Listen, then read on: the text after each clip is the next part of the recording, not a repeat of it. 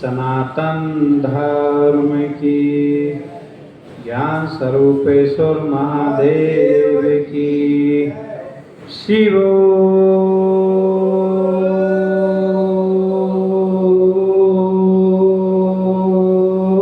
हम, शिवो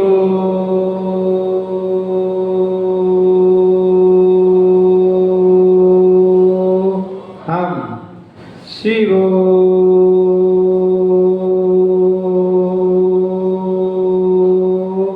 हम। सच्चिदानंद भगवान की।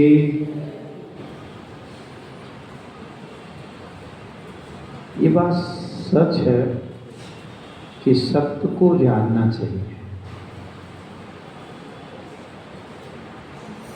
पर हम सत्य को कैसे जान रहे हैं?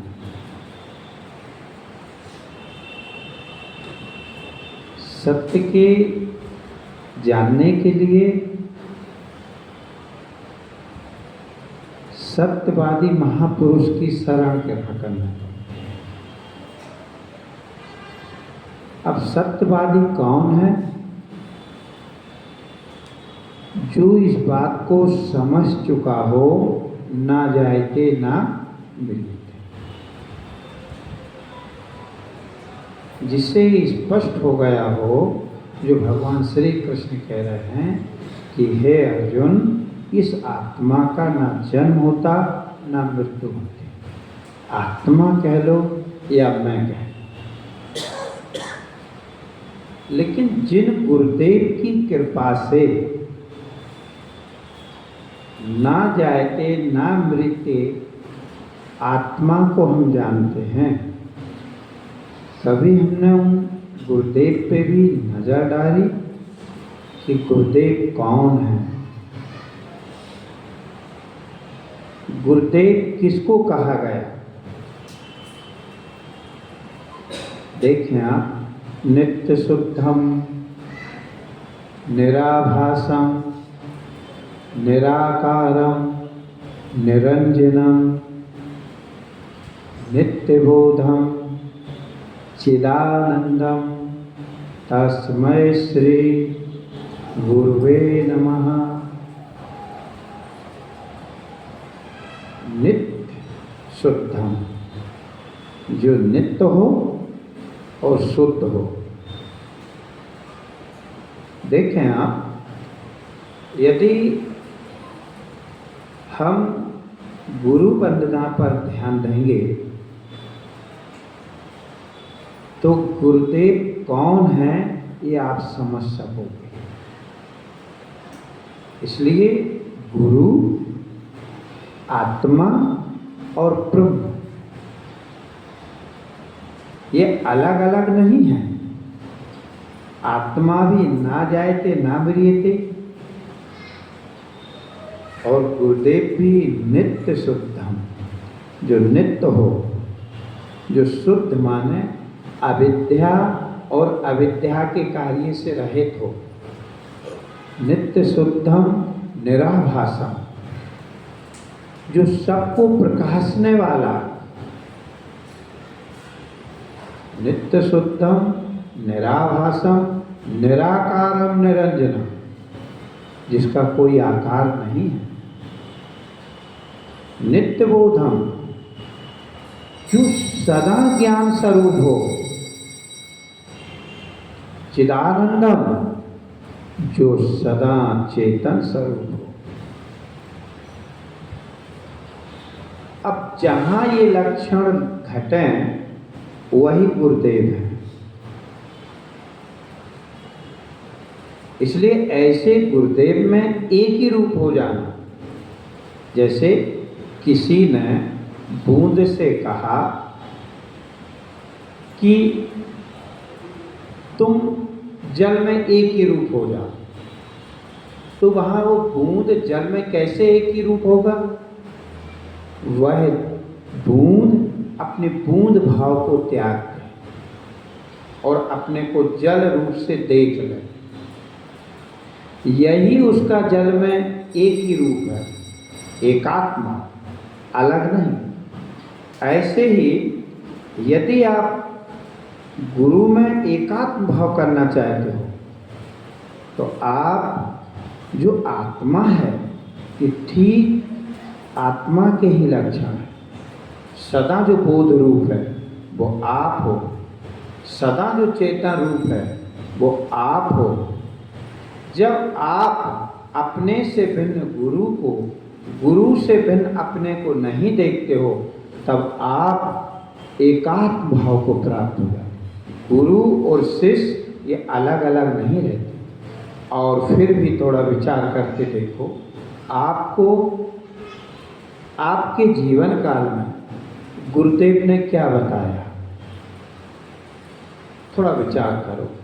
जो तत्वज्ञानी सतगुरु की शरण में गए हैं, उन्होंने जब तत्वज्ञानी सतगुरु के वाक्यों को श्रवण किया है तो गुरु ने कभी भी आपको ये नहीं कहा कि आप जीव रूप हो, आप देह रूप हो, आप इंद्रियां रूप हो।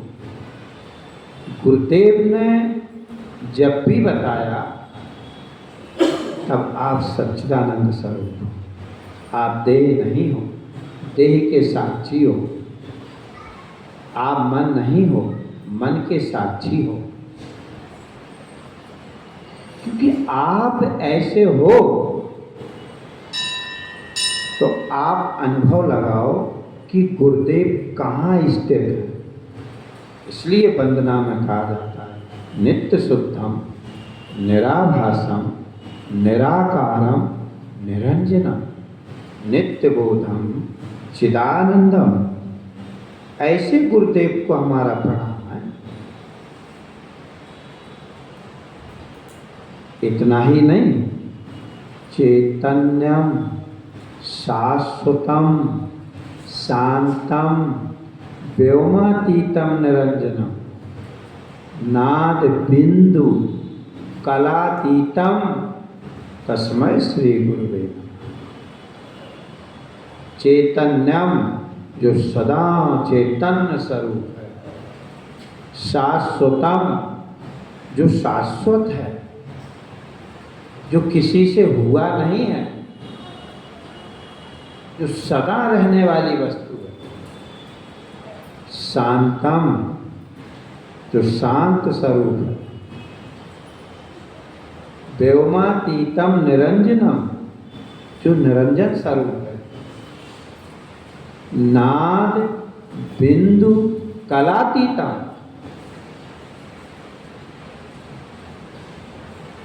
अब देखो आप, नाद बिंदु ओंकार को नाद शब्द में लिया जाता है। अब वहाँ एक शब्द और आता है बिंदु। वो बिंदु कोई और नहीं, वो चिदाभास ही बिंदु है। आकार उकार मकार ही ये स्थूल सूक्ष्म और कारण प्रपंच है।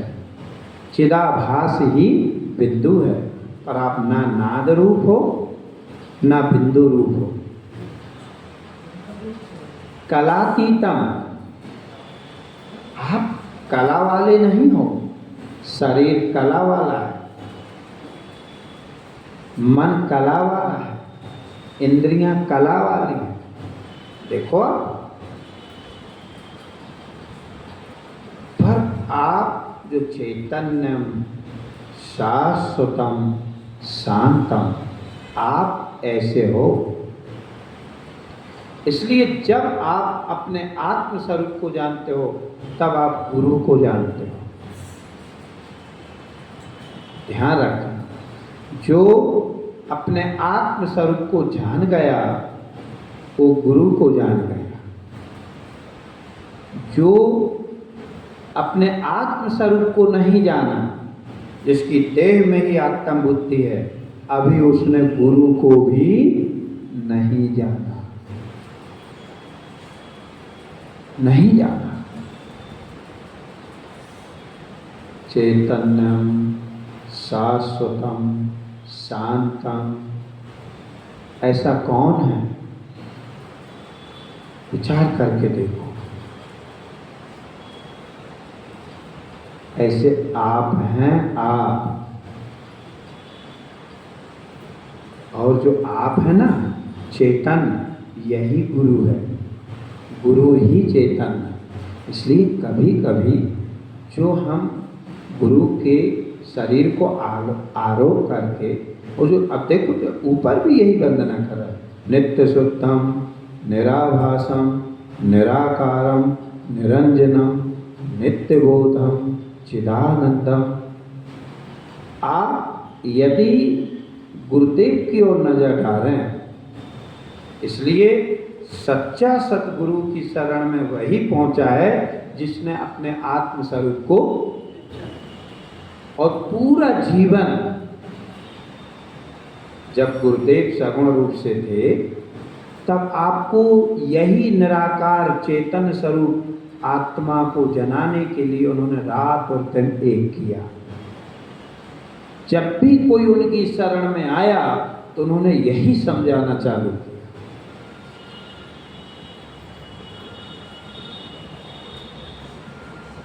क्योंकि जिन्होंने जो परम पूज्य स्वामी ज्ञानानंद जी स्वामी जी की शरण में जो आए हैं,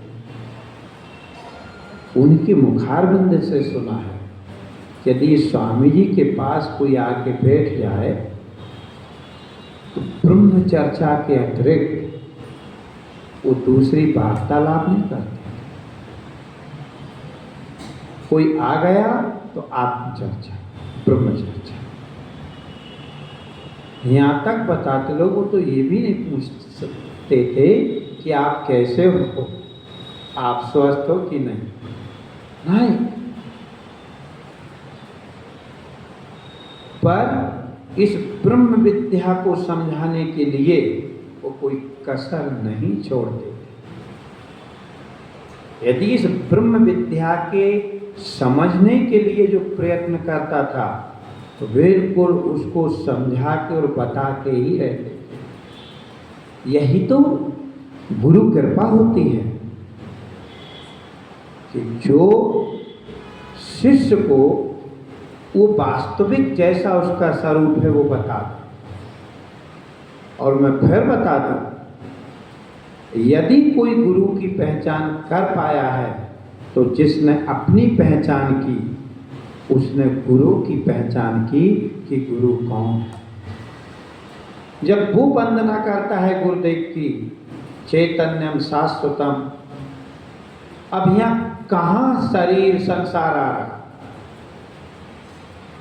यहाँ कहाँ जगत के भाव आ रहे, फिर वो अपने आत्म रूप करके ही देखता है। इसलिए ये बात सच है कि आप घर के राग कब तक गाओगे, पूरी जिंदगी भर वो राग चलते रहते हैं। लेकिन इन्हीं के बीच में जो अपने इस आत्म तत्व को जान लेता है वो विवेकशील पुरुष है। तो संसार के राग हैं, ये जीवन पर्यंत किसी के पूरे नहीं होना है, एक के बाद एक, एक के बाद एक, एक के बाद एक चलते रहेंगे। पर हमें ध्यान ब्रह्म विद्या की ओर देना है, क्योंकि जीव जब आत्म रूप करके गुरु को जान लेता है फिर उसे जन्म और मृत्यु रूपी व्याधा कभी नहीं सता। वो जानना भी चाहिए। आप देखें अखंडानंद बोधाय शिष्य संताप हारण, जो अखंड बोध स्वरूप है, ज्ञान स्वरूप है। और फिर वो गुरुदेव क्या कहते, शिष्य संताप हारण। शिष्य के संताप को, यानी संताप माने दुख, दुख को जो हरण कर। अब देखो दुख का हेतु क्या है, अज्ञान। संसारी पुरुषों का दुख को हेतु क्या है? किसी को धन नहीं है इसलिए दुखी है, कोई कह रहा है ये चीज नहीं है इसलिए दुखी है ना। जीव ये वस्तुओं के अभाव के कारण दुखी नहीं है। दुख की जड़ तो कुछ और है जिसको वो समझ नहीं पा रहा। यदि यही चीज से वो सुखी हो जाता तो फिर ये बहुत सारे लोगों के पास है। भाई जिस चीज की आप अपने पास कमी महसूस कर रहे हो वो चीज आपके अतिरिक्त किसी दूसरे के पास है। मान ली जाए धन की हम अपने पास कमी देख रहे हैं, मुझे लग रहा कि धन होता तो हम सुखी हो जाते, पर धन किसी के पास तो है, तो उस धन से क्या वह सुखी है? जब वो सुखी नहीं है तो धन प्राप्त करके ये भूल जाओ कि आप सुखी हो जाओ। इसी तरह संसार की हर वस्तु का आकलन कर लो कि जो आपके पास नहीं है, जिसके कारण आप दुखी हो रहे हो, वो वस्तु संसार की किसी न किसी के पास है। फिर वो सुखी क्यों नहीं है? पर ये जो अज्ञान है ना, ये किसी को पता नहीं है। ये तो किसी तत्वदर्शी महापुरुष को पता है कि जीव के दुख का कारण ये अज्ञान है। जीव को भी पता नहीं है। वो तो बेचारे जो संसार की वस्तु का अभाव दिखता है तो सोचते हैं इसी के कारण हम दुखी हैं। ये तो कोई विवेकी पुरुष बतलाता है कि अज्ञान ही दुख का कारण है, और इसीलिए उस अज्ञान की निवृत्ति ही दुख की निवृत्ति होती है।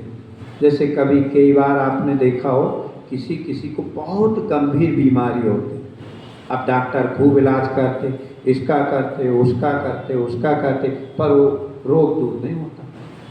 तो जो उसके विशेषज्ञ होते हैं वो जांच कराते, फिर खोज करते कि इस बीमारी का कारण क्या है। वो उस कारण तक पहुंचते हैं और उस कारण को नष्ट करते हैं। बीमारी का जो कारण है ना, उसको नष्ट करते हैं। जब वो बीमारी का जो कारण होता है उसको नष्ट करते तो बीमारी निर्वृत्त हो जाती। बाकी तुम कितनी दवा लो, यदि उस कारण को नहीं पकड़ सके तो बीमारी निर्वृत्त नहीं होना, बनी रहेगी। ठीक इसी तरह जन्म और मृत्यु या दुखों की जो बीमारी, इसका कारण अज्ञान है। ये ज्ञानी महापुरुष जानते हैं, इसीलिए वो ज्ञानी महापुरुष उस अज्ञान को निर्वृत्त करते हैं कि जिसके निर्वृत्त होते ही ये जीव हमेशा हमेशा दुखों से निवृत्त हो जाता है। इसीलिए तो बीमारी भी हर कोई नहीं बता पाता। इसलिए भगवान श्री कृष्ण ने कहा कृपातेन पर कृष्ण सेवया, तू तत्वदर्शी महापुरुषों की शरण में जा, उनसे प्रश्न, वो बताएंगे तब तेरे दुख दूर होंगे, अन्यथा दुख निवृत्त होने वाले नहीं हैं। इसीलिए जो सतगुरु को पहचानता, यानी जो आत्म तत्व को जानता, वो सतगुरु को पहचानता। जो सतगुरु को पहचानता, फिर उसके लिए जगत कोई वस्तु नहीं होती। इसीलिए दुखों की निवृत्ति के लिए प्रयत्न करना चाहिए। और यदि आप सच में गुरु भाव को समझ गए तो आप जगत को भी समझ गए। अब देखो आप, ये गुरु वंदना में सब कुछ स्पष्ट है, और क्या जैसा वंदना में कहा गया वैसा हम गुरु को देखते हैं। एक ध्यान रखना, परोक्ष रूप से बहुत सारे देख लेते, पर अपरोक्ष रूप से कोई कोई देख पाता। जैसे भगवान निर्विकार है, भगवान शुद्ध है, भगवान माया के कार्य से परे है, भगवान बिल्कुल निर्लिप्त है, असंग है, अद्वितीय है, एक है, ये परोक्ष रूप से भगवान को सब देख ले, पर अपरोक्ष रूप से कौन देख पाता। ऐसे ही गुरु ऐसे हैं, गुरु ऐसे हैं, गुरु ऐसे हैं, चैतन्य हम हमारे गुरु चेतन स्वरूप हैं, शाश्वत हैं। मैं फिर आपको बता दूं, जब तुम अपने को ऐसा देखोगे, इसीलिए हम ये बात आपको कह रहे हैं कि गुरु ने जब जब आपको समझाया तो बताया क्या, उससे आप समझ सकते हो। जब तुम आत्मा ही हो जाते हो, जब तुम ब्रह्म ही हो जाते हो, जब तुम्हारा नाम रूपात्मक देह भाव निर्वृत्त हो जाता है, आपको आत्मा के अतिरिक्त दूसरा और कुछ भान नहीं होता है, तब तुम्हें पता चलता है ये आत्मा ही चेतन है, ये आत्मा ही शाश्वत है, ये आत्मा ही शांत है। तब तुम गुरु की महिमा को समझ पाते हो कि गुरु कौन है। इसलिए ऐसे आत्मरूप गुरु को जान करके जो भ्रांति रहित हो गए, वो गुरु की महिमा को जानते हैं।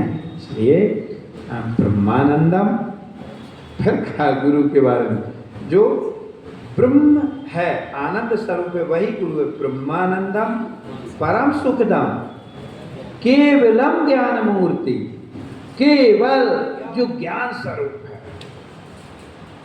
ब्रह्मानंदम परम सुखदम, सिर्फ जो सुख रूप है, जो ब्रह्म स्वरूप है, आनंद स्वरूप है, सुख स्वरूप है, केवलम ज्ञान मूर्ति, जो केवल ज्ञान। और ये ध्यान रखना है, सारे के सारे लक्षण आप में घट रहे हैं, ऐसे आप हो, लेकिन चूंकि हमारी संस्कृति है, परोक्ष रूप से हम गुरु को ऐसी वंदना कर रहे हैं, पर जब इसका अपरोक्ष किया जाता तो वो आप होते हैं। ब्रह्मानंदम परम सुखदम केवलम ज्ञान मूर्ति द्वंद्वातीतम गगन सादृश्यम, जो द्वंद्वों से अतीत है, जिसमें द्वंद्व कभी हुए ही नहीं। मन में द्वंद्व है, शरीर में द्वंद्व है, क्योंकि ये प्रपंच का कार्य है। इसलिए नारायण आप ऐसे हैं, ऐसा जानो। तो ब्रह्म, गुरु और आप, ये कहने में तीन लगते पर होते एक ही है। जब तुम ऐसे एकात्म भाव को उपलब्ध होते हो, तब फिर आपको जगत नहीं, चाहे उसे गुरु रूप से कह दो, चाहे उसे ब्रह्म रूप से कह दो, चाहे उसे आत्म रूप से कह दो, ये पर्याय शब्द हैं। फिर उसे भ्रांति नहीं होती, संशय नहीं होता। ऐसे अपने चेतन स्वरूप को जानना है, यही जीवन का परम लाभ है। और यही चर्चा आपका कल्याण कर सकती, ये भी मैं आपको बता। बाकी चर्चाएं कल्याण कारक नहीं होती, जगत के व्यवहार के होती है। इसलिए नारायण इस आत्म तत्व को जानो। आत्मा ही गुरु है, गुरु ही आत्मा है, आत्मा ही ब्रह्म है, ब्रह्म ही आत्मा है। ऐसे अभेद करके और जीवन जी रहे, उनका जीवन सार्थक हुआ। बस इतना ही। बोलिए सच्चिदानंद भगवान की, सतगुरु भगवान की, सनातन धर्म की, ज्ञान स्वरूपेश्वर महादेव की, ज्ञान स्वरूपेश्वर महादेव की। शिवो